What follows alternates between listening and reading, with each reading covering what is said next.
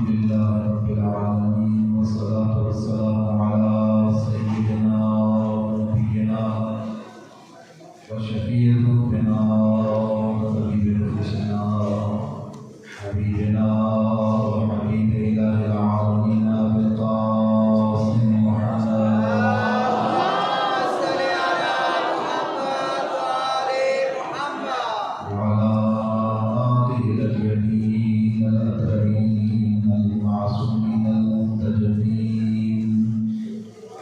الذين قال الله تبارك وتعالى في شأن عصمتهم وطهارتهم بالقرآن إنما يريد الله ليذهب عنكم الرجس أهل البيت ويطهركم تطهيرا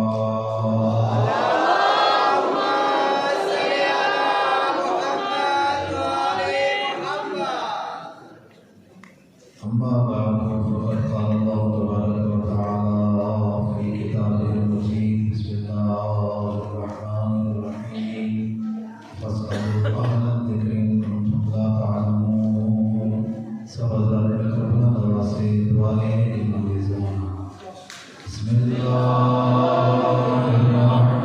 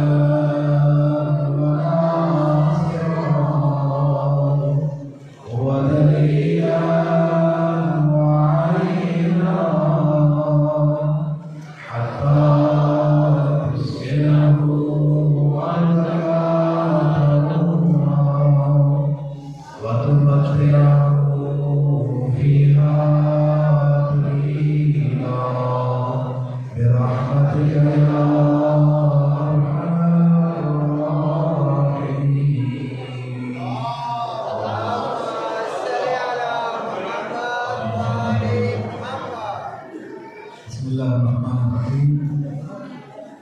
सात रोज़ा दुरूस नहजुल बलागा का आज चौथा दर्स है और आज के दर्स का मौजू है कौमों के ज़वाल के असबाब नहजुल बलागा के आईने में। कौमें कैसे ज़वाल का शिकार होती हैं, ये नहजुल बलागा में अमीरुल मोमिनीन अली इब्न अबी तालिब अलैहिस्सलातु वस्सलाम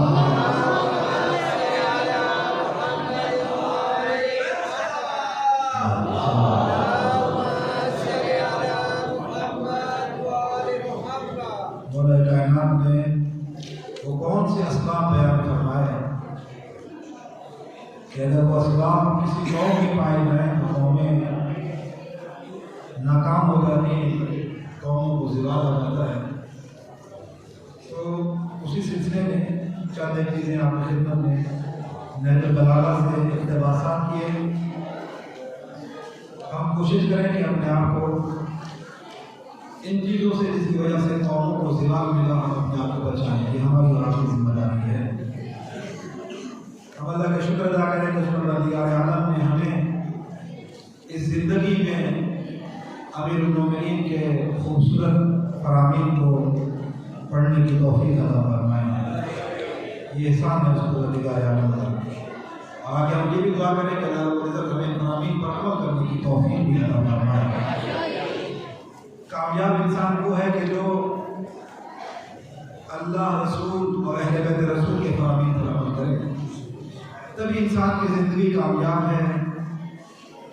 नहीं तो ज़िंदगी इस वक्त ज़माने में हम गुजर रहे हैं, बहुत से मसाइल हैं हर लिहाज से। घरेलू भी मसाइल का हम लोग शिकार हैं। हमारे माशरे के लिहाज से देखा जाए तो माशरे में भी बहुत से मसाइल हैं हमारे। अपने ज़रा भक्तों को देखें, दिन ब दिन हर रोज कोई ना कोई मसला, कुछ मसाइल ऐसे होते हैं जिनको बनाया जाता है लोगों के लिए। तो जिस ज़माने में हम जिंदगी बसर करें, ये ज़माना ऐसा है कि इसमें हमारे लिए मसाइल ईजाद किए जा रहे हैं।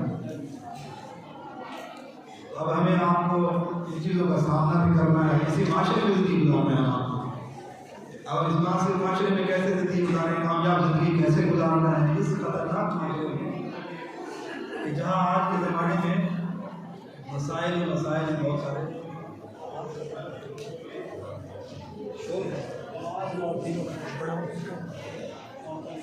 सवाल भेजे मोहम्मद वाला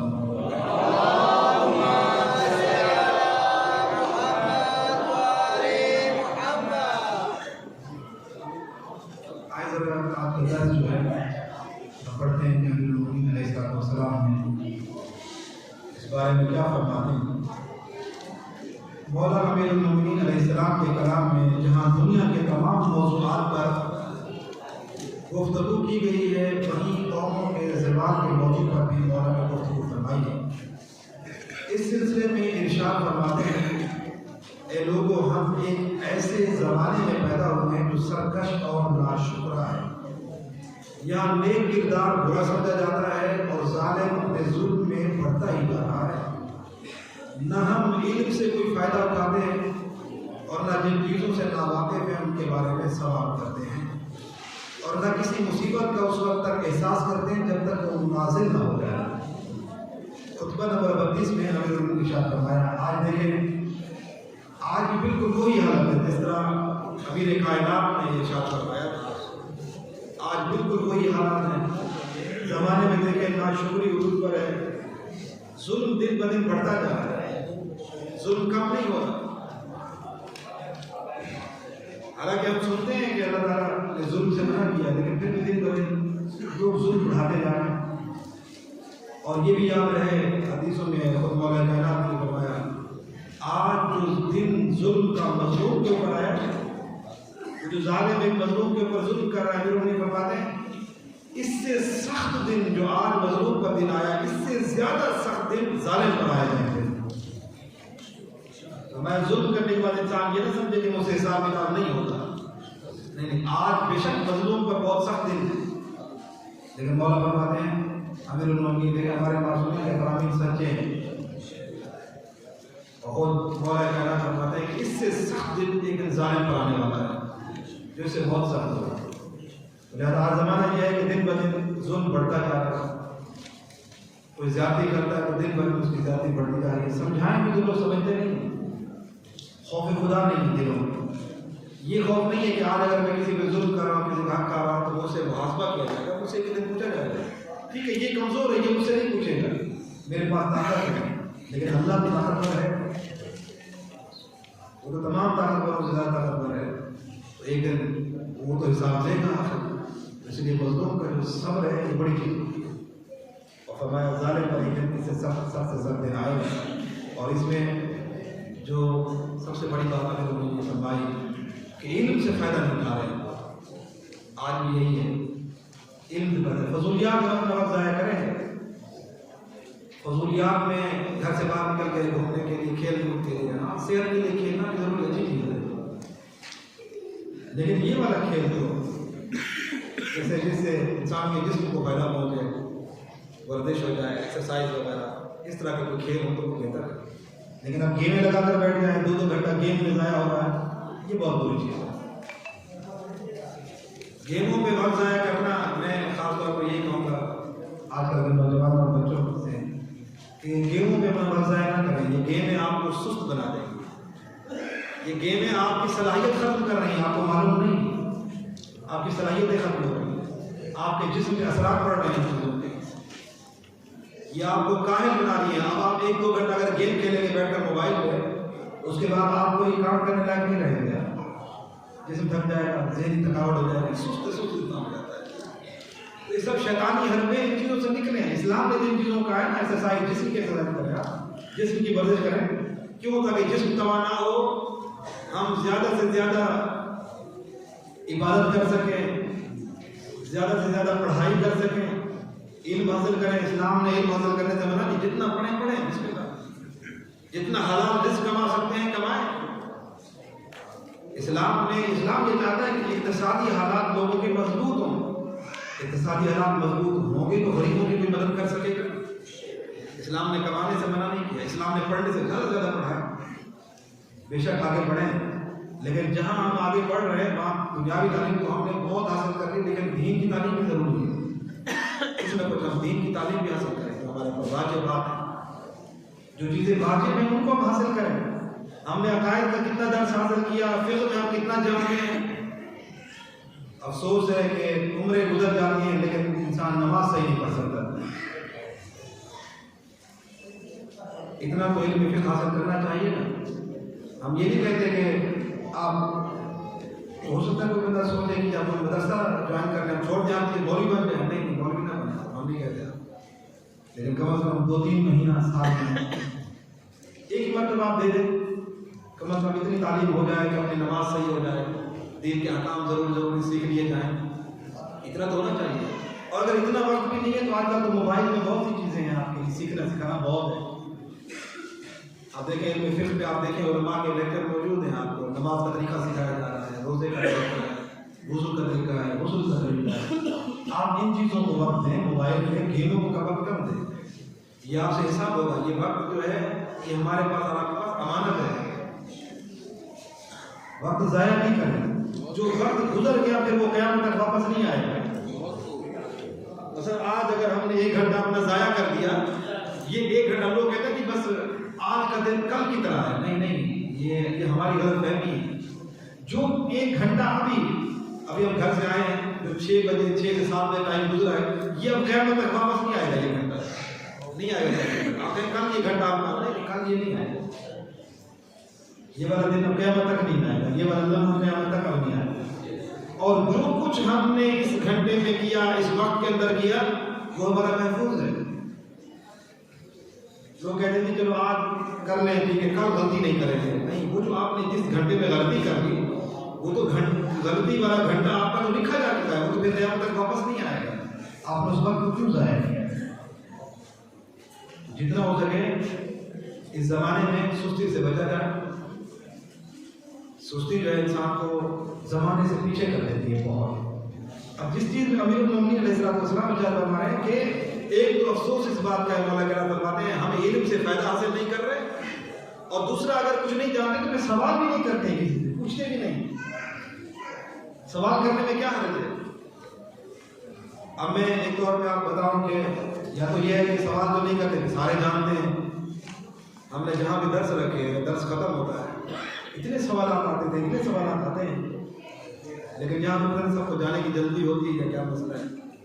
यानी अगर हमें कुछ मालूम नहीं है तो हम सीखते भी नहीं हैं, पूछते भी नहीं हैं। हम ये जुल्म है। अपने अंदर सवाल की आदत डालें। अमीरुल मोमिनीन फरमाते हैं अस्सवालु मिफ्ताहुल इल्म, सवाल जो होता है वो इल्म की चाबी है। सवाल करते जाएं, इल्म के दरवाजे खुलते चले जाएं। पूछें, सवाल करें। मस्जिद में आप जाते हैं तो अपने अहले इल्म से सवाल करें, पूछें उनसे पेशनवाज से, आज ये मसला, आज वो मसला। हदीस में है कि जो बंदा अपने घर से मस्जिद में जाए नमाज पढ़ने के लिए, नियत ये हो कि मैं मस्जिद में जा रहा हूँ, एक मसला भी सीख के आऊँगा। कहा जो बंदा इस नियत से अपने घर से निकले, वुज़ू करके जा रहा है, नमाज पढ़ेगा और एक मसला भी आलिम दीन से सीख कर आएगा, हदीस में है कि उस बंदे को जब घर से निकलेगा कदम कदम पे एक साल की इबादत का सवाब मिलेगा। और जिस बंदे ने एक शरई मसला सीखा और किसी को सिखाया, एक शरई मसला अगर किसी ने सीखा और किसी को सिखा दिया, तो कहा एक शरई मसला, ये नहीं पूरी किताब, एक अगर मसला आपने सीखा और आगे जाकर सिखाया, हदीस में कि जितने उसके जिस्म के ऊपर बाल है, अल्लाह हर बाल के बदले में हज और उम्रे का सवाब अता करता है। अपने अंदर शौक डालें, जहालत दूर हो जाए। आज अगर मैं नमाज का मसला नहीं पूछ रहा हूँ तो क्या बुढ़ापे में जब मुझे अकल आए तो मेरी इतने सालों की नमाजें कहाँ जाएंगी? क्यों नहीं सवाल करते हैं? आज तो माशाल्लाह बहुत ऐसा दौर है, इल्म का दौर है। आज तो हर जगह आप पहले मिल जाएंगे। आज तो जाने की जरूरत नहीं, घर बैठ के आप कॉल भी कर सकते हैं किसी आलिम दीन को। कोई मसला पेश आया व्हाट्सएप पे करते हैं, कॉल कर लें आप उनको कि हमें फला मसला पेश आया, बता दें। नहीं, गलत पे गलत करेंगे हम, और ये बहुत बड़ा जुल्म है। देखें अमीरुल मोमिनीन अलैहिस्सलाम ने यही कहा, ऐसा ज़माना है कि जिस जमाने में फरमाया हम इल्म से भी फायदा हासिल नहीं करते और फिर दूसरी बात है हम सवाल भी नहीं करते। मौला कहना ऐसे माशरे पे अफसोस कर रहे हो और ऐसे हम बन जाएं तो क्या हमारे पर मौला अफसोस नहीं करेंगे? मौला ऐसा नहीं चाहते जैसे ज़माने में हम गुजार रहे हैं। हमारे नौजवानों को देखें आप, सवाल करने की उनमें शौक नहीं है, सवाल करने का। बुजुर्गों में भी सवाल करने का शौक नहीं है। गलत नमाज़ें पढ़ेंगे, गलत अमाल करेंगे, बाद तो हम तो इतना से ये गलत करते आए। अच्छा कुछ ऐसे हट धर्म होते हैं, खुदा पनाह है, डट जाते हैं, कहते हैं आपको क्या पता, सामने वाले की बेइज्जती करते हैं। एक शख्स था, शेख सदूक अलैहिर्रहमत ने अपनी किताब में लिखा, महीना यहज़ुरुल फ़क़ीह रिवायत लिखी है हज़रत इमाम जाफ़र सादिक़ अलैहिस्सलाम।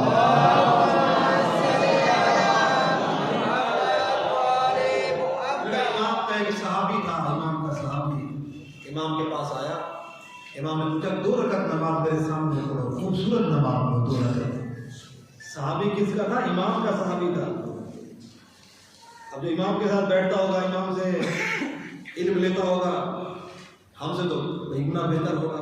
नमाज में भी हर चीज़ में जो इमाम की ज़ियारत भी रोज़ करता और इमाम से लेता भी लिखता भी होगा, हमसे तो बहुत आगे होगा।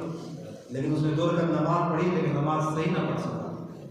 उम्र उसकी 60 साल थी। इमाम ने अफसोस किया, जब से नमाज में इमाम ने कहा अफसोस है तेरी उम्र 60 साल हो गई है, तू 2 रकात नमाज भी खूबसूरत नहीं पढ़ सकता। फिर इमाम ने फरमाया इस तरह का, अब मुझे देख मैं नमाज पढ़ूँ, जैसे मैं पढ़ूँ वैसे पढ़ना। अब सरकार ने खुद नमाज पढ़ी 2 रकात। रावी बहुत ज़हीन था, उसने एक एक हरकत, इमाम कैसे उठ रहे हैं, कैसे बैठ रहे हैं, बैठते वक्त पहले हाथ रखे या घुटने रखे हैं, उठते वक्त इमाम ने पहले घुटने उठाए, हाथ उठाए। इमाम की आंखें कहाँ कहाँ खुली थी, कहाँ कहाँ बंद थी। ये वो रिवायत है कि जिस पर हमारे उलमा ने आपको हमें फ़िक़्ह में नमाज दी है कि इस तरह ये उसी रिवायत की वजह से है। तो देखिए ना, इमाम ने अपने साहब को अफसोस किया कि मुझे अफसोस होता है कि तू 2 रकात नमाज सही नहीं पढ़ सकता। वो अरब था, हम अरब नहीं है। वो इमाम था, मुर्दा बैठा था, थोड़ी बहुत गलतियाँ थी, मुस्तहबात में गलतियाँ होंगी उससे, हमें तो वाजिब भी नहीं आता सही तरीके से। जब इमाम उस पर अफसोस कर रहे हैं तो बताएं हम इस लायक हैं, हमारी नमाज सही है? अगर नहीं तो हम सीखते क्यों नहीं हैं? अच्छा कुछ लोग ऐसे होते हैं, सवाल करते हैं, हो सकता है सामने वाले का मिजाज कभी किस तरह होगा, थोड़ा सा सख्ती में जवाब भी दे दिया तो फिर लोग सवाल की आदत भी खत्म कर देते हैं। नहीं, आप सवाल की आदत रखें, जायज़ सवाल पूछें, इल्मी सवाल होना चाहिए, तनकीद ना हो, गलत सवाल ना हो, पूछिए आप सवाल करें। हम तो यही कहते हैं लोगों से, आप सवाल करें, बिस्मिल्लाह। कभी कोई मसला पेश आए फौरन सवाल करें। अब मैं आपको मेरा नंबर ले लें, व्हाट्सएप नंबर ले लें, आप अपने पास रखें। आप जब भी आपको ज़रूरत है आप मुझे कॉल करें, व्हाट्सएप मैसेज कर दें। आप कोई सवाल करने की आदत डालें ना अपने अंदर। हमारा माशरा उस वक्त खूबसूरत होगा जब हम इल्म हासिल करेंगे। दुनिया का इल्म है हमारे पास, दीन का इल्म नहीं है, क्या फायदा? जब हम कब्र में जाएंगे तो हमें, अच्छा जब हम मर जाते हैं तो हमें डिग्री हमें कोई फायदा देती है? नहीं, फिर हम उसी मौलवी साहब के मोहताज होते हैं जिस दीन के सीखने से हम नफरत करते हैं सारी जिंदगी। जिन चीज़ों की सीखने की हमें ज़रूरत नहीं है, फिर गुस्ल में भी वही चीज़ें, वही इस्लाम के मोहताज हैं हम। जनाजे में भी दफन नहीं होगी जब तक जनाजा नहीं होगा। कफन का तरीका क्या है, कब्र में दफन करना है, और उसके बाद आगे तो फिर वही जानते हैं, खुदा की बारगाह में चले गए। जिस अल्लाह ने दीन दिया था उस पर हमने अमल नहीं किया, कभी सीखा ही नहीं होती। हर चीज़ दुनिया की है, चंद दिन की बातें सारी खत्म हो जाएंगी। आप दीन का इल्म हासिल करें। 3 इल्म ऐसे हैं, 3 इल्म जो हर बंदे में सीखना वाजिब है। 3 इल्म अपने ज़हनों में बिठा लिया। अगर आपने ये इल्म नहीं सीखे तो कब्र में आपसे सवाल होगा। अगर आपने दुनिया की सारी चीज़ें सीख ली, अगर ये 3 इल्म आपने नहीं सीखे हैं तो आपने कुछ भी नहीं सीखा। आप अल्लाह के नज़दीक और नबी के नज़दीक कामयाब इंसान नहीं है। 3 इल्म हर बंदे, जैसे नमाज हर बंदे पे वाजिब है, ऐसे 3 इल्म सीखना हर बंदे पे वाजिब है। जो भी 15 साल की उम्र में है, अक्ल रखता है, बालिग है, शऊर है, उसके पास 3 इल्म वाजिब है। सबसे पहला इल्म अक़ाइद, तौहीद, अदल, नबूवत, इमामत और क़यामत। ये अक़ीदे का इल्म रखना बहुत ज़रूरी है आपके लिए। आज कल उर्दू में किताबों के तर्जुमे भी हो चुके हैं। अक़ाइद पढ़े अपने, क्यों आप परेशान होते हैं ऐसे? आप पढ़ें, आपके पास माशाल्लाह मोबाइल है, गेमों को वक्त ज़ाया ना करें अपना। इन किताबों को पढ़े, थोड़ा टाइम में थोड़ा बहुत अक़ाइद को पढ़े ना। उलमा ने बड़ी मेहनत की, उर्दू में बहुत कुछ आ चुका है, बहुत तर्जुमे हो चुके हैं उर्दू में, बेहतरीन किताबें लिखी जा चुकी हैं। इराक और ईरान के मुज्तहिदीन ने जो किताबें लिखी हैं उनके उर्दू में तर्जुमे हो चुके हैं। और क्या चाहिए आपको?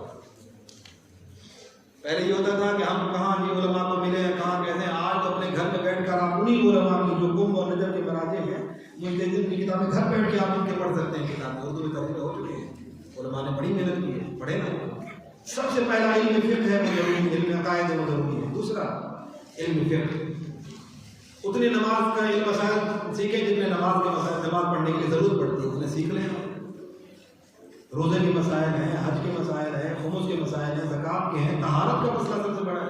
घरों के अंदर तहारत नहीं है,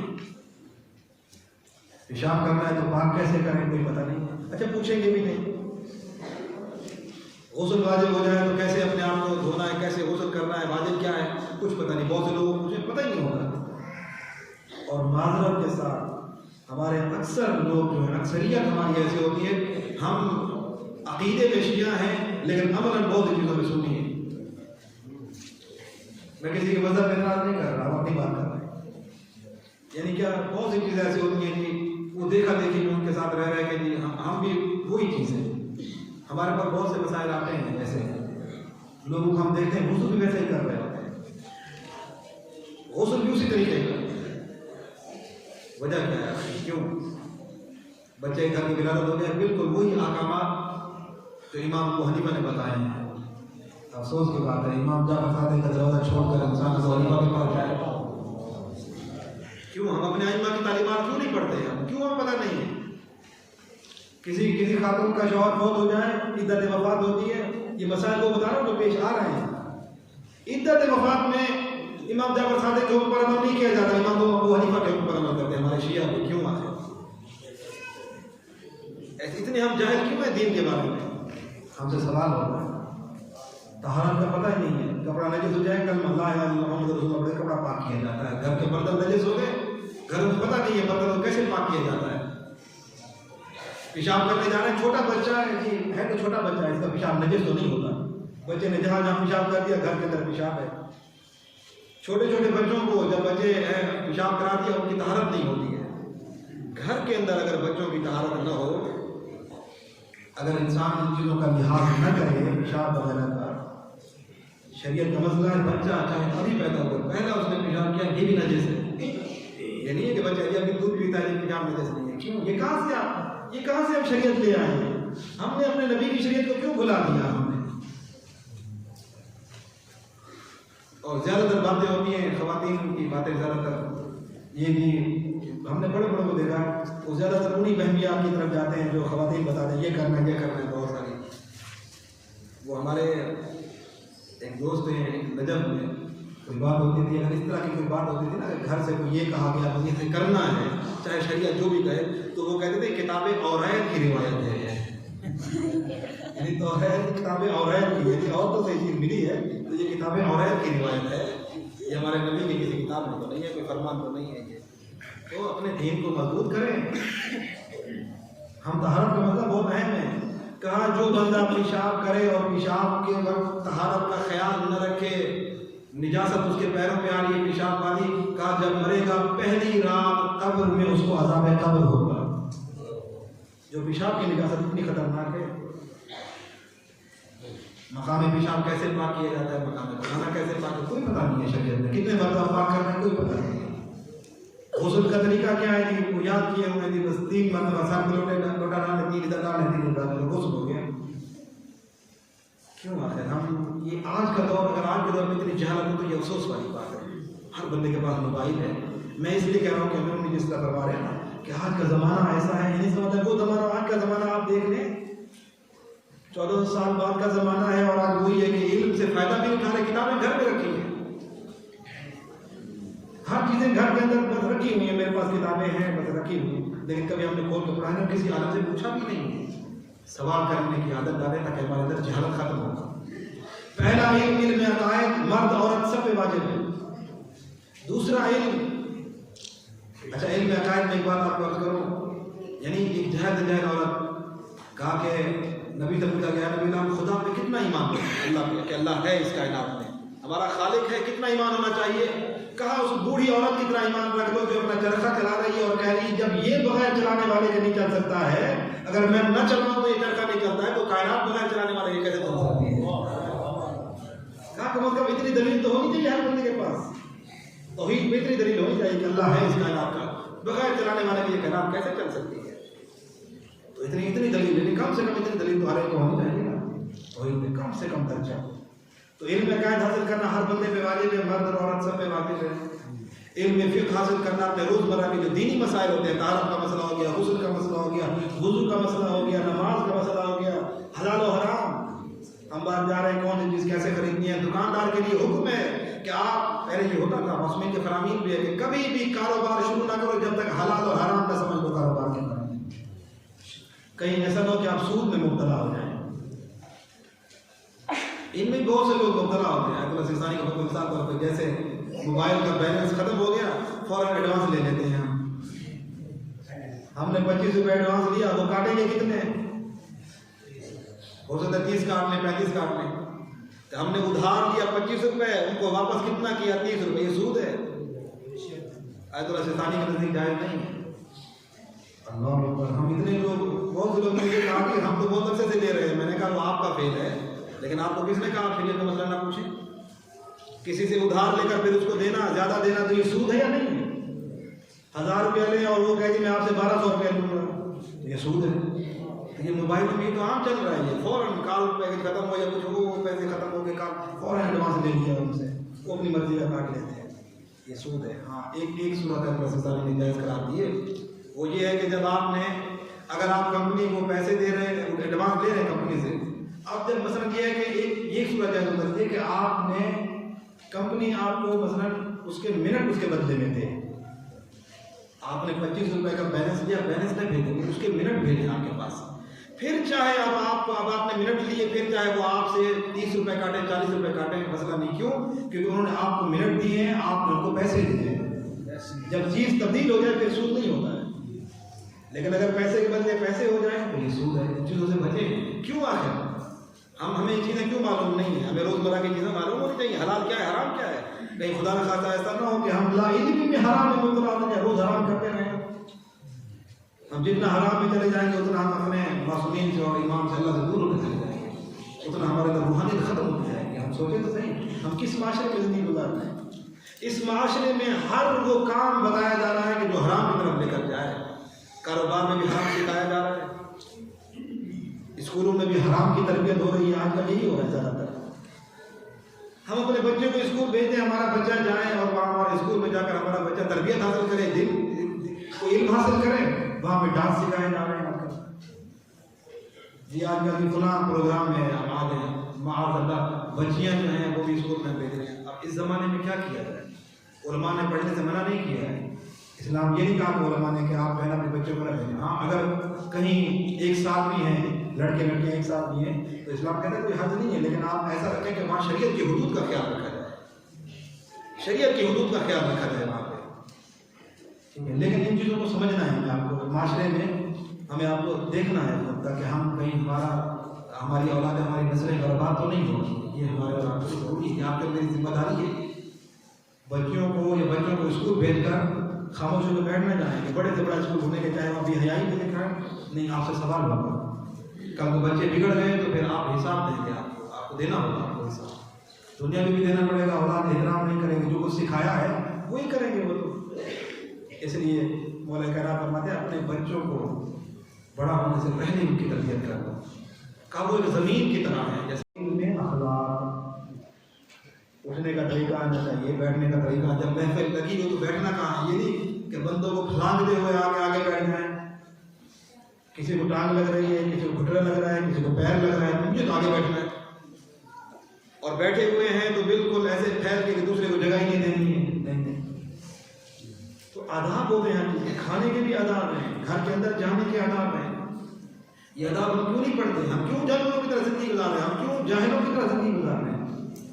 हमें सीखने, हाँ, हमें उस वक्त हमारे पास ये बहाना होता है जब किसी ने हमें सिखाया नहीं होगा। हमारे आइमा अहले बैत ने सब कुछ सिखा दिया। अब हम इतनी कोशिश भी नहीं करते हैं कि हम अपने मतलब की चीज़ों तो हम मोबाइलों से ढूंढ लेंगे, 2-2 दिन परेशान रहेंगे, मुझे फलां चीज़ नहीं मिलती मोबाइल के जरिए, बताओ जरा नेट पे कहाँ से मिलेगी। दीन के मामला में हम क्यों नहीं पूछते हैं किसी आलिम दीन से? चलो आप ना मेहनत करो, किसी आलिम दीन से पूछ लें। कल भी मुझसे एक बंदे ने उम्रे पे गया, उम्रे मुफरदा कर रहे हैं वो, उम्र के उन्होंने कल मुझे कहा कि अगर आपके पास कोई PDF फाइल पड़ी हो उम्र के बारे में बता दें। मैंने फ़ौरन उनको भेज दी। खुश हुए। देखे ना, ये उनको चलो कुछ ना कुछ तो ये हुआ। ये मोबाइल का फ़ायदा ये चीज़ है, हम ये हासिल करेंगे नहीं, हम जहालत की ज़िंदगी गुजार लेंगे, हम पूछेंगे नहीं। हम ये अमीरुल मोमिनीन ने ऐसे ज़माने के ऊपर अफसोस किया है। अगर हम आप ऐसी ज़िंदगी न गुजारें, खुद भी इल्म हासिल करें और दूसरे को भी इल्म सिखाएं। और ये ज़माना बहुत ख़तरनाक है, इसमें आप पर हमें चाहिए कि हम इन चीज़ों को सीखें और सिखाएं, अपने घरों में सिखाएं। कल भी एक कह रहा था आप घर के माहौल के बारे में थोड़ी सोच करें। मैंने कहा सबसे बड़ी बात कर तो रहे हैं, इंशाअल्लाह हम आगे भी करेंगे, दुरुस्त बात ही है। सबसे बड़ी बात ये है कि हम कम अज़ कम अखलाकियात तो अपने घर में, छोटी छोटी किताब है, आदाब ज़िंदगी एक रख ले अपने घर में, छोटी सी किताब है,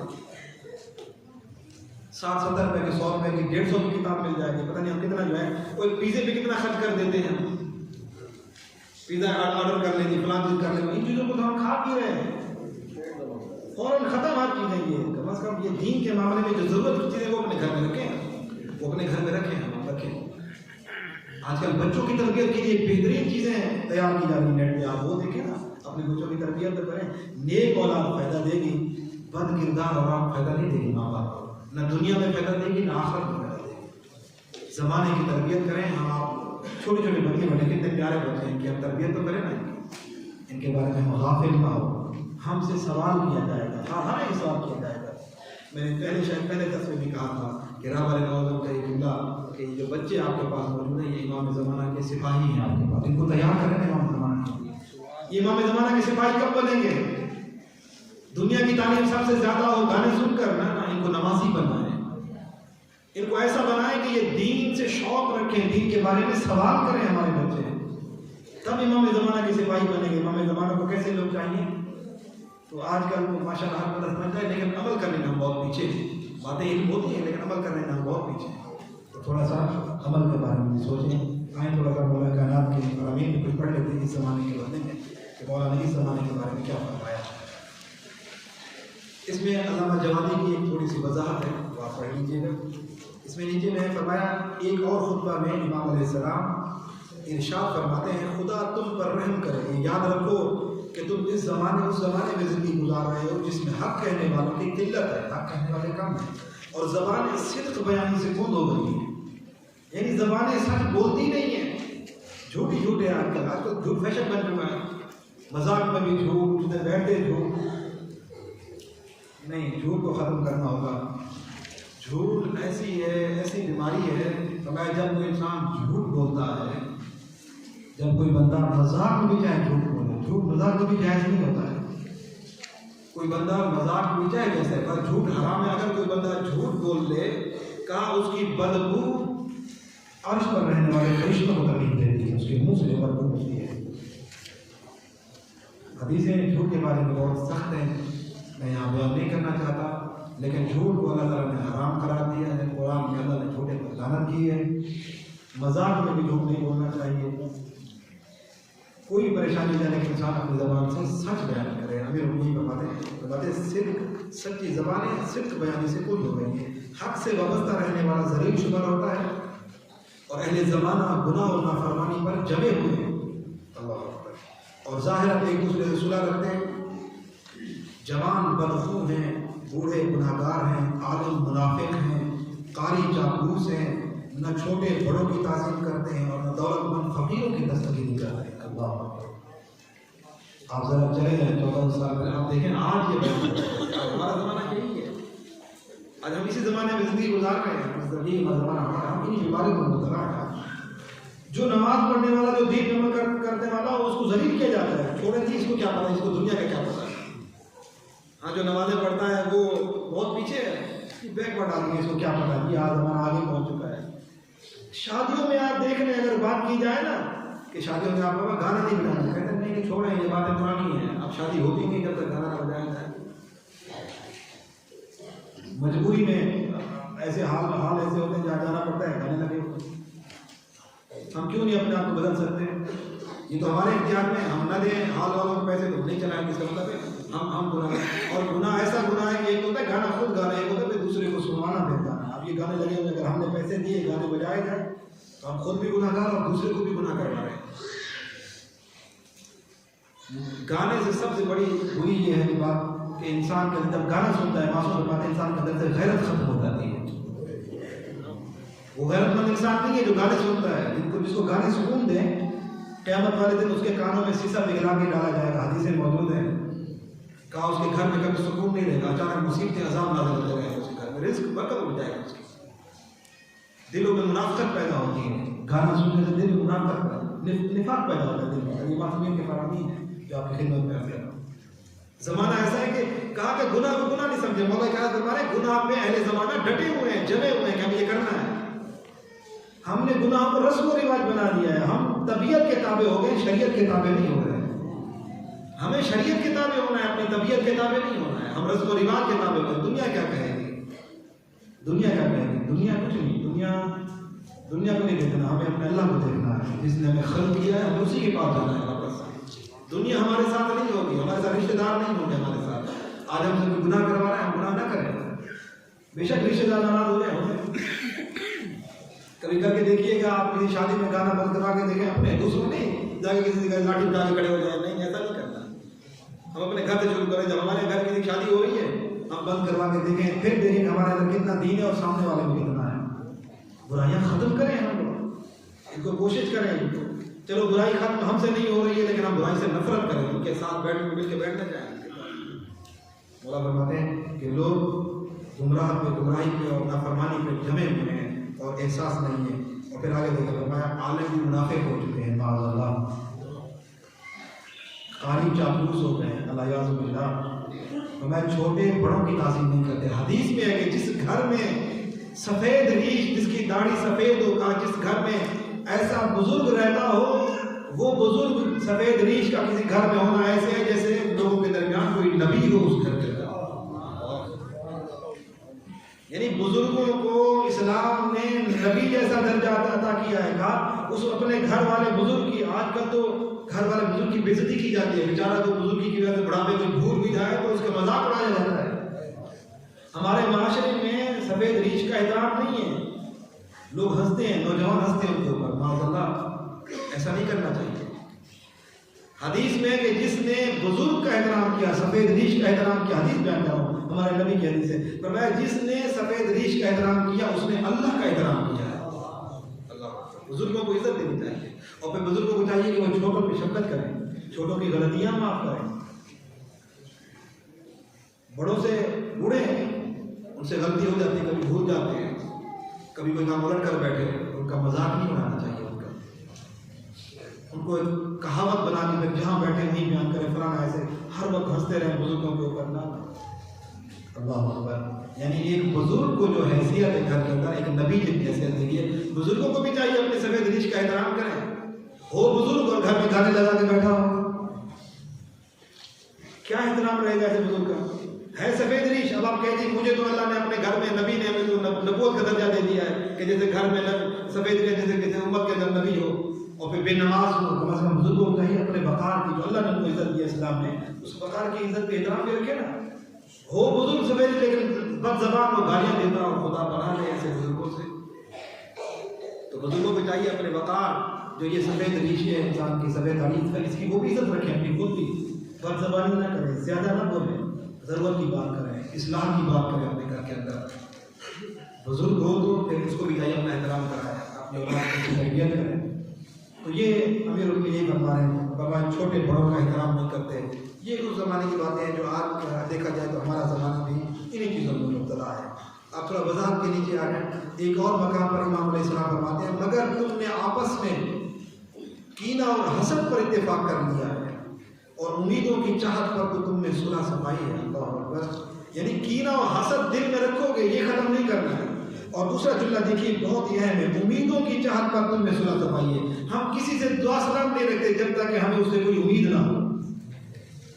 मौला फरमाते हैं तुम सुलह भी उससे करो जिससे तुम्हें उम्मीद है कि यहाँ से मुझे कुछ मिलेगा, सुलह करो। यहाँ से नहीं जी नहीं, इससे हमें क्या मिलेगा, दफा करो, बोल रही बातें नहीं करनी इससे। कोई कहे ना ये सुलह करने, कहने क्या मिलेगा मुझे बात सुलह करना, मुझे क्या फ़ायदा होगा। तो ये अमीरुल मोमिनीन फरमा रहे हैं कि अफसोस है कि तुम उम्मीदों की वजह से सुलह, जिन अगर किसी सुलह करते भी हो तो उम्मीद की कुछ मिलेगा मुझे, यहाँ से कुछ फ़ायदा होगा, नहीं ऐसा नहीं। खालिसतन अल्लाह के लिए किसी सुलह करें, कुछ मिले या न मिले आप सुलह रखें। किसी के पास मैं क्यों जाऊँ उसके पास, मुझे वहाँ से क्या मिलेगा। ऐसे नहीं होना चाहिए। तो मैं सुलह, तुम ऐसे कैसे दीनदार हो कि सुलह भी करती हो तो उम्मीद की लालच में कि कुछ वहाँ से मुझे कुछ मिलेगा वहाँ से, ऐसा नहीं होना चाहिए। और फिर मैं माल जमा करने में एक दूसरे के दुश्मन हो, अल्लाह, बस मुझे मिल जाए चाहे सामने वाले का नुकसान भी हो जाए, नहीं। यानी कुर्बानी इंसान रखे, गरीबों की मदद करें, माल जमा करने में एक दूसरे का दुश्मन नहीं होना चाहिए। अगर मेरे पास कोई चीज़ है, मैंने किसी मजबूर को दे दी, अब अगर उसके पास वापस करने के लिए नहीं है, मैं उसको जुल्म ना करूँ। मैंने किसी को कर्जा दिया है, अभी मेरे पैसे डूब जाएंगे तो क्या, अगर हो सकता है इस्लाम कह रहा है अगर कर्जा लेने वाला मजबूर हो गया, अगर मेरे हालात तंग हो गए, आप उसको मोहलत दो। कुरान भी कहता है मोहलत दो, हमारे यहाँ मोहलत नहीं है। कहा अगर तूने मेरा कर्जा ना दिया तो मैं तुम्हें जूते लगवा दूंगा, ये कर दूंगा, वो कर दूंगा। ये इस्लाम का तरीका नहीं। इस्लाम कहता है जब तक सामने वाले के पास पैसे न बन पाए उस वक्त तक उसको मोहलत दो। अल्लाह कुरान में कह रहा है अगर हमने मोहलत न दी मकरूज को तो हम कुरान के खिलाफ जा रहे हैं। हमें नहीं, हमें मिल जाए पैसा चाहे सामने वाला कुछ भी करे।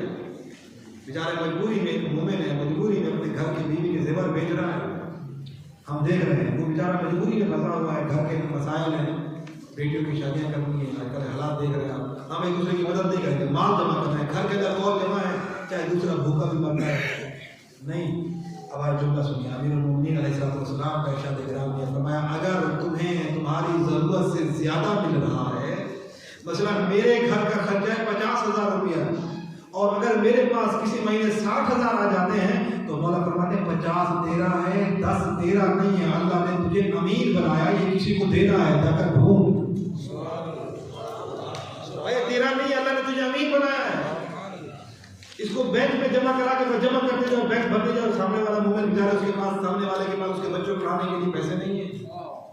सामने वाला बेचारा कपड़े देखो उसके फटे पुराने हैं, जूते उसके पैरों में नहीं है, भूखे हैं बेचारे, एक वक्त है तो नहीं है।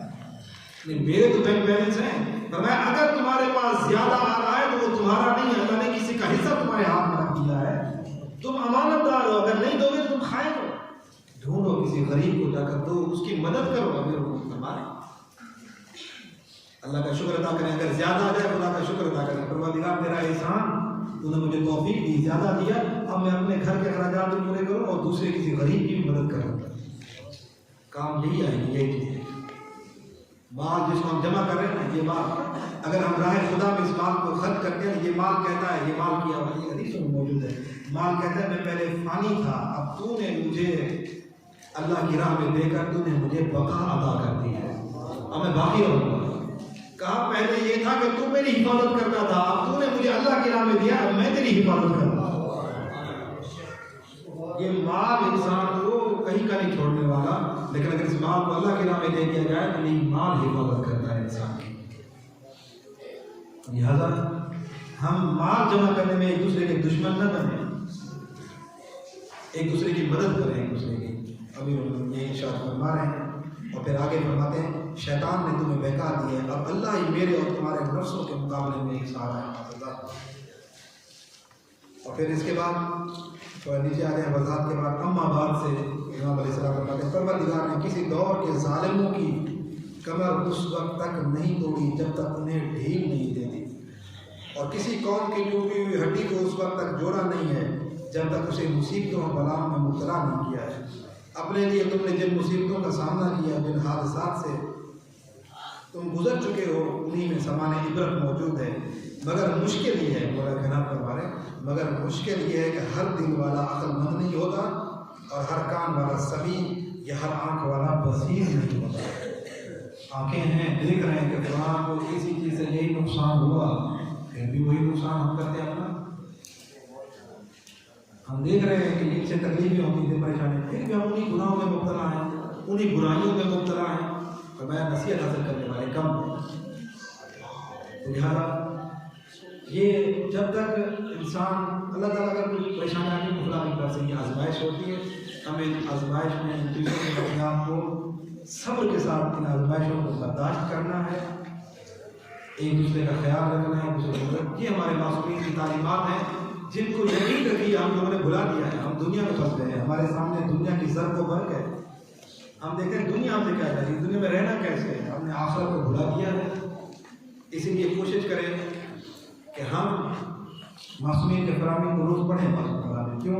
क्योंकि शैतान हमें दीन से दूर करता है। जब हमें अहले बैत अलैहिस्सलाम के फरामीन पढ़ेंगे, फरामीन में इतनी खूबसूरती है कि जब हम मासूमियत के फरामीन पढ़ते हैं तो थोड़ी देर के लिए इंसान शैतान से दूर हो जाता है। बड़ी रूहानियत है इन फरामीन में, बड़ी रूहानियत है। लेकिन शैतान का हमला हर वक्त हमारे ऊपर है। हम इस हमले से बचने के लिए क्या करें? एक तो मौत को हर वक्त याद रखें कि हमें अल्लाह के पास जाना है, तभी हम इन चीज़ों से बच सकेंगे। नहीं तो हम दिन ब दिन दुनिया में फंसे चले जाएंगे। दिन ब दिन की दलदल ऐसी है कि हम दिन ब दिन फंसे जाएंगे, हम बहुत मजबूर होते चले जाएंगे। फिर ऐसे मजबूर, ऐसे चौराहे में ऐसी जगह पहुँच जाएंगे जहाँ फिर वापस हमारे लिए पहुँचना मुश्किल हो जाएगा। अपने आप दुनिया में इतना फंसा है। तो आज वक्त है, आज भी हम अपनी इस्लाह कर लें। अल्लाह ताला दिलों के राजों को जानता है, वो देख रहा है कौन कितनी मेरे लिए मेहनत कर रहा है, कितना जिहाद कर रहा है, कितना अल्लाह के लिए जो करेगा। फिर अल्लाह उसके रास्ते ही बनाता है, अल्लाह उसका रिज़्क़ भी खोल देता है। आगे आखिर में आएंगे खुतबे में, इसी सफ़े पहले सफ़े के आखिर में एक खुतबे में इरशाद फरमाते हैं, अफसोस है कि तुम अहद इलाही को टूटते हुए देख रहे हो और तुम्हें गुस्सा भी नहीं आता। यानी कोई शरीयत की चीज़ें, इस्लाम की चीज़ें तोड़ी जा रही, इंसान गुस्सा नहीं आता। अब देखिए इमाम ने आगे क्या फरमाया, जबकि तुम्हारे बाप दादा के अहद को तोड़ा जाता है तो तुम्हें गैरत आ जाती है। बाप दादा की रस्में नहीं टूटनी चाहिए, चाहे इस्लाम का कानून टूट जाए, कोई मसला नहीं, कोई मसला नहीं है। क्यों? हमारे बाबा ने यह रस्म, हमारे दादा ने यह रस्म रखी थी, चाहे वो गलत इस्लाम के खिलाफ भी हो। हाँ, मौला फरमाते हैं अफसोस है, अल्लाह के दीन को पामाल किया जाता है, खुदा के शरीयत के हुदूद को तोड़ा जाता है, वो उस वक्त तुम्हें खामोश होना ही नहीं है। अगर तुम्हारे बाप दादा के रस्म और रिवाज को तोड़ दिया जाए तो तुम्हें गैरत लड़ने मरने के लिए तैयार हो जाते हो। हमें इस्लाम के हुदूद के लिए लड़ना मरना चाहिए, न कि हमें रस्म और रिवाज के लिए। रस्म और रिवाज को, वो रस्म और रिवाज जो इस्लाम के खिलाफ है, उन्हें हमें अपने पैरों के तले रौंद देना चाहिए। मासूमीन हमारे अंबिया अल्लाह के नेक लोग थे, मासूम, पाक, गुनाहों से पाक, सब मेहरबान, लेकिन लोग उनको पत्थर मारते थे। क्यों? लहू लुहान हो जाते थे, अंबिया जख्मी करते थे, अंबिया के कत्ल होते थे। क्यों? इसलिए रस्म और रिवाज को पैरों के रौंद देते थे। लेकिन अल्लाह के दीन को उन्होंने कभी कोई हद तोड़ने नहीं दी है। और आज देखें, जिन्होंने रस्म और रिवाज को अहमियत दी वो मिट गए, लेकिन जिन्होंने हुदूद इलाही का ख्याल रखा, अपनी जानें कुर्बान कर दी इस्लाम के हुदूद को बाकी रखने के लिए, वो आज भी जिंदा है और आज भी अलैहिस्सलाम के नाम से पुकारे जाते हैं। नाम उसी का बुलंद होगा जो दीन की खातिर लड़े मरे, न कि रस्म और रिवाज की खातिर। इन चीज़ों में ख्याल रखें। ये ज़माना आज है, हम रस्म और रिवाज को देखते हैं, लेकिन हमें दीन का कोई काम, दीन का कोई हद भी, हमारे घर के अंदर देख रहे हैं, कोई नमाज नहीं पढ़ता, हमें परवाह नहीं है, लेकिन कोई बाप दादा के रस्म और रिवाज घर के अंदर टूट जाए तो बहुत गुस्सा हो जाते हैं। हमें कोई ऐसा है जो मस्जिद में नमाज पढ़ने के बाद जाए, घर पूछे बीवी से तुमने नमाज पढ़ी है, बेटी से पूछे बेटा नमाज पढ़ी है आपने, थोड़ा नाराज हो जाए बेटी से, बेटे से नाराज हो जाए, नमाज क्यों नहीं पढ़ी। माह रमजान आ रहा है, हम तरबियत करेंगे, रोजे रखने हैं, क्यों नहीं आते? हम क्यों नहीं पाते? हम ये शरीयत की चीज़ें, कि घर का जो बड़ा होता है अल्लाह ने उसको इख्तियार दिया है, वो घर चला रहा है, वो पावर है उसके पास, वो करे ना काम। नहीं करेगा तो ये औलाद को सिखाएं हम ये सारी चीज़ें।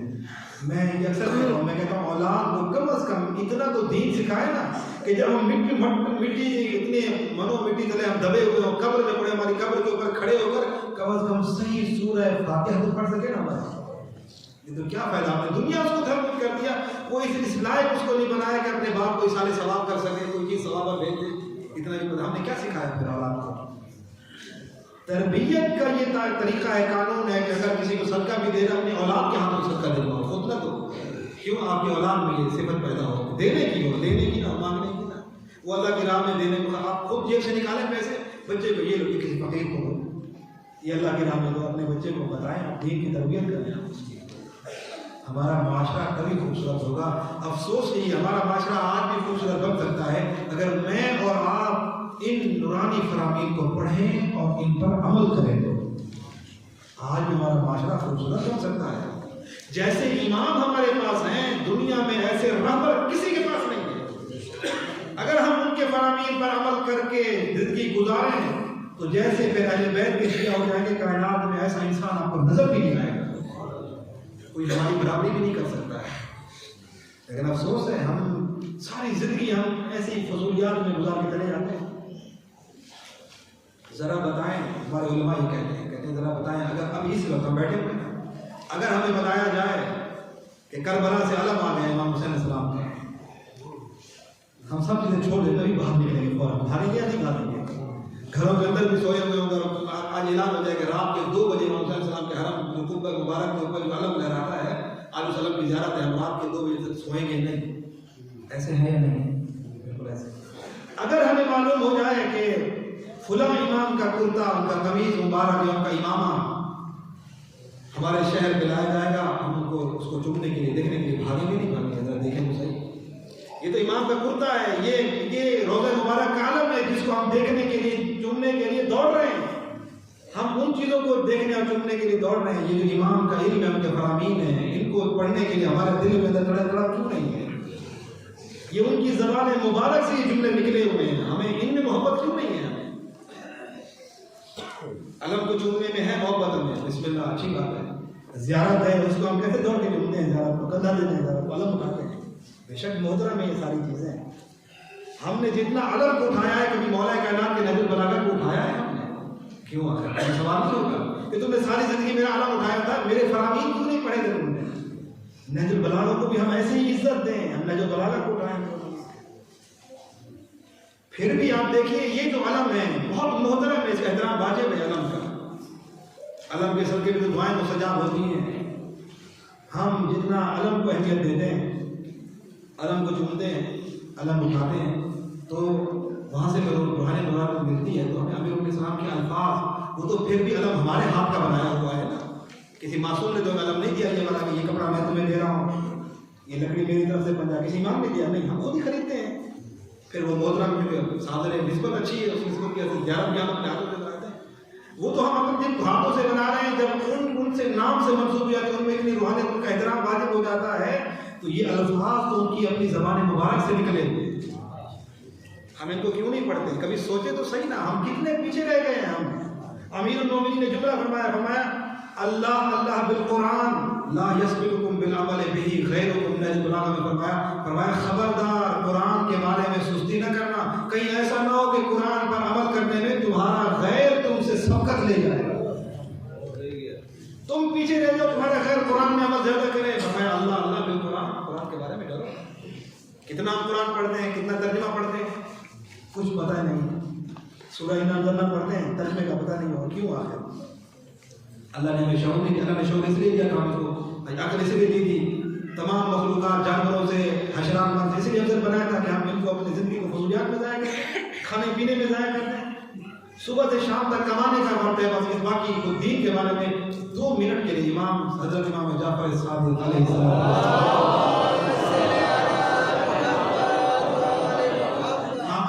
मुझे अफसोस है अपने उस जाने वाले पर, छठे इमाम फरमाते हैं मुझे अफसोस है अपने उस जाने वाले पर कि जो 1 हफ्ते में 7 दिनों में 1 दिन भी दीन इस्लाम सीखने के लिए नहीं वक्त करता।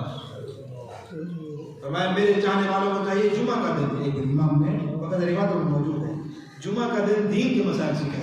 6 दिन दुनिया के कारोबार, 6 दिन दुनिया कमाए, 1 दिन दीन कमाए। वो 1 दिन जब दीन कमाएगा तो वो 6 दिन जब दुनिया कमाएगा तो वो 1 दिन दीन कमाना उसको 7 दिन में फायदा भी देगा, बाकी 6 दिन। फरमाया 7 दिन दुनिया में ना लगाओ, 1 दिन दीन को भी दो कम अज कम। फरमाया अफसोस होता है अपने चाहने वालों का, हम कम अज कम 1 दिन तो दीन सीखे ना। मैंने अर्ज किया ना, आप किसी आलम को टाइम नहीं है, किसी के पास जाने की, दुकान में बैठे हुए हैं, कहीं बैठे हुए हैं, थोड़ा वक्त मिल गया, सफ़र कर रहे हैं, थोड़ी देर के लिए मोबाइल लगा रहे हैं, कोई दीन के बारे में सुन लिया, अखलाकियात के लेक्चर मौजूद हैं और फ़िक़ह की मौजूद है, चीज़ें सिखाई जा रही हैं, उलमा ने बड़ी मेहनत की है। तो उर्दू ज़बान में बहुत सी चीज़ें सीख लेना का मतलब दूसरों को हम सिखाएँ, इन चीज़ों में वक्त लगाएँ, अपना वक्त और आखिरत की बर्बाद न करें, ख़ुशूसियात में ज़िंदगी गुजारें।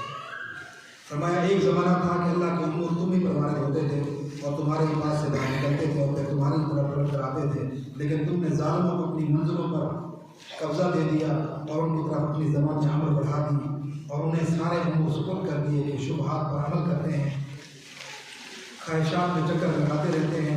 खुदा गवाह है कि अगर ये तुम्हें हर सितारे के नीचे मुंतशिर कर देंगे तो भी खुदा तुम्हें उस दिन जमा कर देगा जो ज़ालिमों के लिए बदतरीन दिन होगा। अब हमारे नाम के इस्लामी मुल्क हैं, लेकिन हम सब क्या है, काफिर के मुताबिक चल रहे हैं। वो हमसे क्या चाहते हैं, उसी मुताबिक चलता है। माई बाप हमारे मुशरिक और काफिर बन गए हैं हमारे, हमने उनके मुताबिक अपने मुल्कों को चलाना है। यानी अफसोस वाली बात है, अभी हम जिस माशरे में, माशरा यही है हमारा, क्यों जब लोगों को पैसे देते हैं, हमें तो ये सहूलियात देते हैं, अब जैसा वो करेंगे हम वैसे करेंगे। अफसोस है, तुमने अपनी ज़माम अम्र यानी तुमने अपनी लगामें मुशरिकों के हाथों में दे दी हैं। अफसोस है, काफिरों के हाथों में तुमने अपनी लगामें दे दी हैं। और ये जुमला फरमाया वो तुम्हें हर सितारे के नीचे भी छुपा देना, बिखेर दे तुम्हें हर जगह।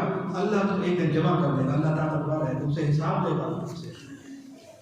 अब ये ना समझे कि दुनिया ने हमें बड़ा मजबूत कर दिया, अमेरिका ने हमें मजबूत कर दिया, फुला ने हमें मजबूत कर दिया, फुला ताकत है, नहीं। अब ये ना देखें, ये थोड़ा देखें कि कहीं वो हमें पैसा देकर, कहीं वो हमें ताकत देकर, कहीं हमसे दिए खुदा की नाफरमानी, हमारे इस्लाम की हमसे खत्म करवा रहे हैं।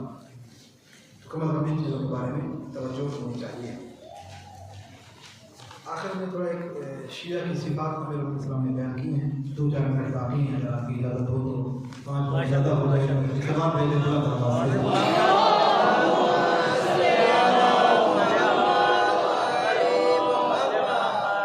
वैसे भी आपके पास और आप मौजूद हैं, आपका मुताला भी कर सकते हैं।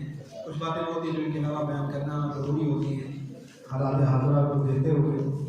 तो ये अभी एक शिया की सिफात है, अलैहिस्सलाम की निगाह में कैसा शिया होना चाहिए, ये अब ये पढ़ेंगे, जल्दी में पढ़ूँगा मैं। आप देखिए कि हम ऐसे हैं या नहीं हैं। फैसला आप बंदा खुद करें, अल्लाह ने को ज़मीन दिया है, मैं अपना फैसला खुद करूँ कि मैं कितना इसमें सच्चा हूँ, मैं शिया हूँ या नहीं। नाम से कहने देखे ना, अब अगर कोई और बताता तो हम कहते कि तुम्हारी ज़बान है बाबा, तुम कह रहे हो कि शिया ऐसा होता है। ये तो खुद अमीरुल मोमिनीन फरमा रहे हैं, जिनके हम शिया होने का दम भरते हैं, कलमा पढ़ते हैं खुद। देखें मौला कहना जो बता रहे हैं शिया ऐसा होना चाहिए, तो हम देखें, मैं हर बंदा खुद फैसला करें, एक दूसरे को कुछ नहीं कहना है, ना आप मुझे कहना मैं आपको कहूँ।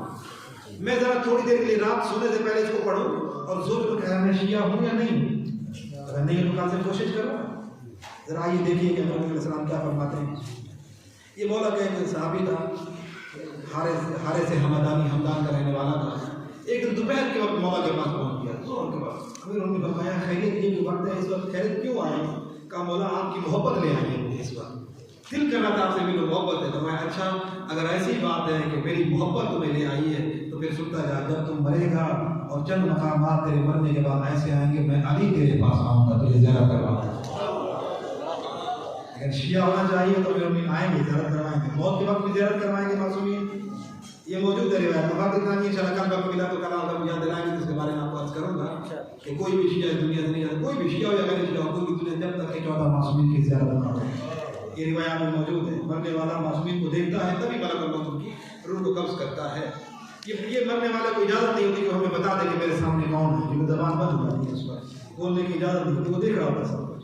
तो ये मौला फरमाया फिर चंद मकामात पर तुम मुझे देखेगा। और फिर आगे इमाम ने फरमाया, अब मैं जल्दी से इसको पढ़ता हूँ, आप सुनते जाइए और फैसला करते जाइए कि आया मैं अमीरुल मोमिनीन का शिया हूँ या नहीं। अल्लाह ताला हमें इन चीज़ों पर अमल करने की तौफीक अता फरमाए। अब पहले इमाम फरमाते हैं, कुरान की रस्सी को मजबूती से थाम लो, इससे बंद नसीहत हासिल करो, इसके हलाल को हलाल और हराम को हराम समझो और गुज़िश्ता हक़ की बातों की तस्दीक करो। गुजरी हुई दुनिया से बाकी दुनिया के बारे में इबरत हासिल करो, क्योंकि इसका हर दौर दूसरे दौर से मिलता जुलता है और इसका आखिर भी अपने अव्वल से जा मिलने वाला है। ये दुनिया सब की सब फना होने वाली और बिछड़ जाने वाली है। देखो अल्लाह की अज़मत के पेश नज़र हक बात के अलावा उसके नाम की कसम न खाओ। मौत और मौत के बाद की मंजिल को बहुत ज़्यादा याद करो। मौत के तरफदार न बने, मौत की दुआएं न करो कि मुझे मौत आए। लेकिन मौला फरमाते हैं इस मतलब मेरे साथ शहादत की तमन्ना ना करें, नहीं आगे फरमा रहे हैं, मगर काबिल इत्मीनान शराइत के साथ। यानी अगर मौत की तमन्ना भी करनी है काबिल इत्मीनान शराइत, यानी अगर शहादत की मौत लेना है बेशक तमन्ना करें। आमतौर पर मौत की तमन्ना न करें, बल्कि किसी मकसद के लिए मौत की तमन्ना करें, आप शराइत की वजह से मौत की तमन्ना करें। मौला फरमाते हैं और हर उस काम से बचो जो आदमी अपने लिए पसंद करता हो, आम मुसलमानों के लिए उसे नापसंद करता हो। हर उस काम से दूर रहो जो चोरी छुपे किया जा सकता हो, मगर अलानिया करने में शर्म नामुमकिन होती है। छुप के तो मैं कर सकता हूँ, लेकिन सामने लोगों को मुझे शर्म आती है, लोग मुझे बुरा लगता है, पर मैं वो काम ना करूँ फिर लोगों के सामने। यानी तन्हाई में भी वो काम ना करो ऐसा काम कि जो आप लोगों के सामने करें तो बेइज्जती महसूस हो, तन्हाई में आप कर सकते हैं, ऐसा काम तन्हाई में भी ना करें। फरमाया कि और हर उस फेल से किनारा कश होकर कि जब उसके मुर्तकब होने वाले से जवाब तलब किया जाए तो वो खुद भी उसे बुरा करार दे या माजरत करने की जरूरत नहीं। ऐसा मान करो जिसमें माजरत करनी पड़े। अपनी इज्जत व आबरू को जिमे गोइयां के दीरों का निशाना न बनाओ, यानी अपना किरदार ऐसा ना हो कि लोग आपके ऊपर उंगली उठाएं। अगर किसी ने किसी अमल की उंगली उठाए तो वो खुद जिम्मेदार होगा, नहीं चाहिए। और उसके बाद बताते हैं कि गुस्सा को जब्त करो, गुस्से को रोको और इख्तियार और इक़्तिदार के होते हुए अफ़्व व दरगुजर से काम लो। यानी तुम ताकत रखते हो, किसी को बदला ले सकते हो लेकिन न लो। उसे तुम्हारे साथ बेइज्जती की तुम उसको मार सकते थे लेकिन हाथ ना उठाओ उसके ऊपर। ताकत रखते थे सजा देने की लेकिन सजा न दो, ये कमाल है। और फरमाया गुस्सा के वक्त बुर्दबारी इख्तियार करो, यानी तहम्मुल करो और दौलत और इक़्तिदार के होते हुए माफ़ करो तो अंजाम की कामयाबी तुम्हारे हाथ में रहेगी। सुभान अल्लाह। और फरमाया अल्लाह ने जो नेमतें तुम्हें बख्शी हैं उन पर शुक्र बजाते रहो, उनकी बहबूदी चाहो और उसकी दी हुई नेमतों में से किसी नेमत को ज़ाहिर न करो और उसने जो इनामात तुम्हें बख्शे हैं उनका असर तुम पर ज़ाहिर होना चाहिए।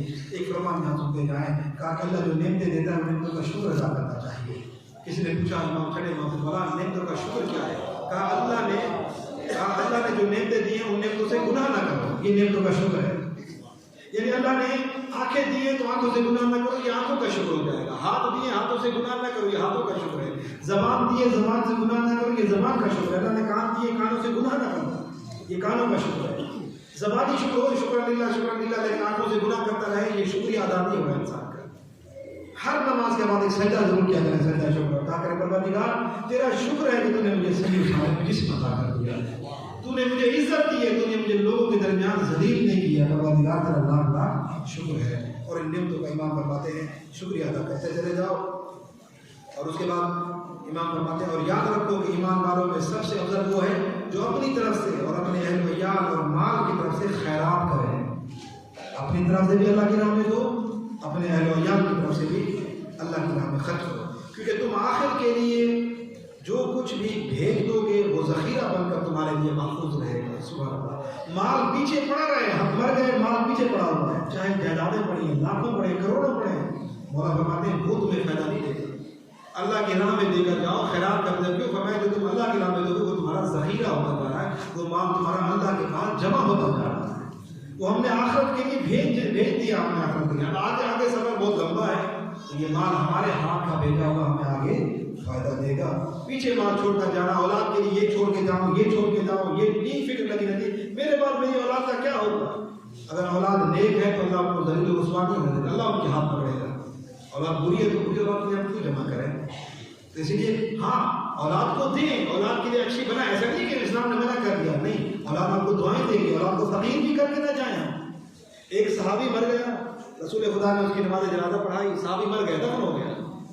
बाद में नबी को किसी ने बताया कि उसके बच्चे तो भूखे बैठे हुए सहाबी के। फरमाया वो तो बड़ा दौलतमंद था, उसके बच्चे भूखे क्यों बैठे हुए? कहा यार मेरा मरने से पहले उसने अपना सारा कुछ अल्लाह की राह में दे दिया। नबी ने गुस्सा फरमाया अगर मुझे पहले बताते मैं इसकी नमाज जनाजा भी ना पढ़ाता। ये अपना सब कुछ देकर उन बच्चों को दूसरों का मोहताज करके गया है। उसके बच्चे यतीम है, दूसरों की तरफ देख रहे हैं। नहीं, फरमाया ये सख्त मना है। फरमाया अपनी औलाद के लिए भी कुछ करके जाओ, लेकिन जहां औलाद के लिए देकर जाए वहां अपनी जिंदगी में अल्लाह के लिए खुद भी कुछ करके जाए। मसलन माल के 3 हिस्से कर लें, एक हिस्सा औलाद को दे दें, एक हिस्सा अपनी आखिरत के लिए दे दें, एक हिस्सा वसीयत पे कर लें। अपनी जिंदगी में ऐसा नहीं मेरी औलाद मेरे पीछे दे देगी ना, ऐसा ना करें।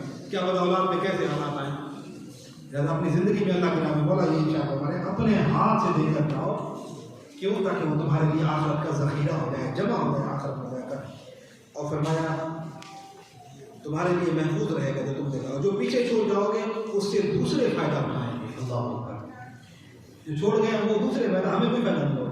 जब कोई फायदा होगा जब अपने हाथ से अपनी जिंदगी में कुछ हिस्सा अपनी दौलत में से औलाद को भी भूखा प्यासा ना करके जाए, उनको भी इतना छोड़ जाए कि वो औलाद भी अच्छी जिंदगी गुजारे, किसी के सामने हाथ ना फैलाए, बस इतना छोड़ जाए कि वो बेचारे परेशान ना हो, हाथ ना फैलाए, अपना जिंदगी इज्जत वाली गुजार सके। बाकी अल्लाह की राह में लेकर जाए, क्योंकि आखिर का सफर बहुत तवील है। कुरान ये कह रहा है, अल्लाह का कुरान ये कह रहा है कि आखिरत ऐसी होगी कि जब क़यामत का दिन होगा औलाद माँ कहीं परवरदिगार मेरी जगह इनको जहन्नम में डाल दे, मेरी औलाद को मुझे जहन्नम से बचा रहे। तो इसलिए औलाद को नेक इंसान बना के जाए, अपनी आखिरत के लिए कुछ करे। और चंद जुमले आखिर में फरमाया कि उस आदमी से बचो जिसकी राय कमज़ोर और अफ़ाल बुरे हो। कमज़ोर राय वाला बंदा, कमज़ोर मशवरे देने वाला बंदा, और जिसके अमाल बुरे आदमी इंसान से बचो। क्यों फरमाया? क्योंकि आदमी का उसके साथी पर कियास किया। अगर आपका दोस्त बुरा है तो आप भी बुरे समझे जाएंगे। बेशक आप नमाजें पढ़ते हो, लेकिन नमाजें पढ़ के किसी माज़ल्ला शराबी के साथ जाके बैठे हैं, जुआ खेलने वाले के साथ, सूदखोर के साथ उठे बैठे, कोई फायदा नहीं। आप भी सूदखोर समझे जाएंगे, आप भी शराबी माज़ल्ला समझे जाएंगे। दोस्त अच्छे होने चाहिए, नमाज पढ़े, रोजा रखें, उसके बाद जब किसी के साथ बैठे तो दोस्त भी अच्छे होने चाहिए। इंशाल्लाह आगे की बातें आएंगी कि नमाज़ी पढ़ने वाला नेक आदमी को चौराहों पे नहीं बैठना चाहिए, होटलों पे ज़्यादा वक्त नहीं गुजारना चाहिए। मैं होटलों वाले मुखालिफ ना होते हैं मेरे, तो इंशाल्लाह वो बातें आएंगी कि किन जगहों से मना किया गया है, कौन कौन सी जगह है जहाँ पर मना किया गया, वो बातें आगे आएंगी। यानी ज़्यादा बात आप अल्लाह के दिन के लिए खर्च करें। और मैं बड़े शहरों में रिहाइश रखो, देहातों को छोड़कर बड़े शहरों में। क्यों?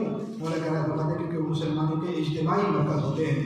क्योंकि देखिए वहाँ दीन की चीज़ें बहुत है, जुमा हो रहा है, नमाजें हो रही है, जमात हो रही है, दीन के मसाइल उलमा आसानी से मिल जाते हैं, शऊर मिलता है, तालीम मिलती है। तो मैं शहरों में रहो, देहातों को छोड़ दो। गफलत और बेवफाई की जगहों और उन मकामात से जहाँ अल्लाह की इताअत में मददगारों की कमी और परहेज़ करो, और सिर्फ मतलब की बातों में अपनी फिक्र पैमाई को महदूद रखो। बाजारी अड्डों में उठने बैठने से अलग रहो। क्यों? फरमाया क्योंकि ये शैतान की बैठकें और फितनों की आवाज़गाहें होती हैं। बस सारा दिन कभी उस फिल्म वाली अड्डे में बैठ गए, कभी वहाँ फिल्म चल रही है, कभी वहाँ पे मूवी चल रही है, माज़ल्लाह ऐसी जगहों पर नहीं। चलो भी चलेंगे शाम में, वहाँ जाए बंदा बैठा है, किससे कहानियाँ सुनाता है, वहाँ जाके बैठे थोड़ी देर के लिए, नहीं ऐसे ना करें, ऐसी जगहों में ना बैठे। फरमाया ये आवाज़गाहें हैं, यहाँ शैतान की बैठकें होती हैं। जरूरत का जाए तो चलो मेहमान है, थोड़ी देर के लिए बाहर कहीं मिल जाते हैं, बैठ गए, चाय पीने के कोई मतलब ठीक है। रोज़ की रूटीन ना बनाएं कि हम रोज़ आए और गप्पे लगाए वहाँ बैठकर फजूलियात में, ऐसा नहीं करना चाहिए।